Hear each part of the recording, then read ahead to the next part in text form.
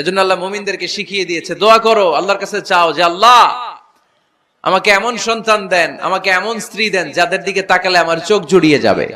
নেককার স্ত্রী, নেককার সন্তান আল্লাহর কাছে চাইতে হয় ভাইয়েরা, না চাইলে পাওয়া যায় না। আল্লাহ ছেলে বা মেয়ে কিছু একটা দিলেন, তখন শুকরিয়া করবেন কার?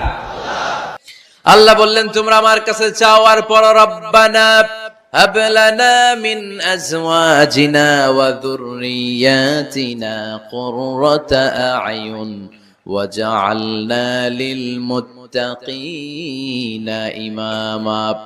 ও আমাদের রব, আমাদের কেমন স্ত্রী দান করেন, এমন সন্তান দান করেন যে স্ত্রীদের দিকে তাকালে, যে সন্তানের দিকে তাকালে আমাদের হৃদয়টারে জুড়িয়ে দিবে কে?